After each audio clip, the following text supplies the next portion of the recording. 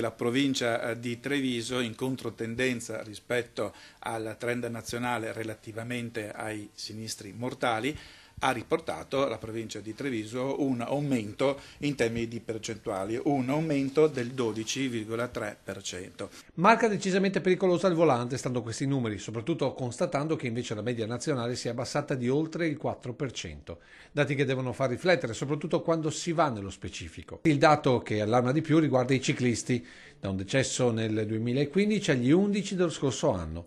Altro dato riguarda l'età delle persone coinvolte. C'è stato un aumento sotto il profilo della mortalità fra le persone dai 30 ai 54 anni, quindi non è vero che solo i giovani sono i destinatari in negativo di quello che riguarda il sinistro, ma anche gli adulti. L'analisi del direttore è implacabile. Chi ormai ha la patente da qualche tempo, l'ha acquisita o attraverso l'autoscuola o da privatista, in realtà poi non ha più avuto nessun momento di formazione successiva di conferma delle sue condizioni di guida. Con questo quadro è inevitabile pensare subito su dove intervenire, iniziando dalla scuola. Una educazione stradale che deve essere e deve riguardare non solo il conducente di un autoveicolo, motoveicolo, ma deve riguardare anche i pedoni e i ciclisti. Poi, secondo l'Associazione degli automobilisti di Marca, altrettanta attenzione va riposta sulle fasce d'età e in particolare sulla terza età al volante.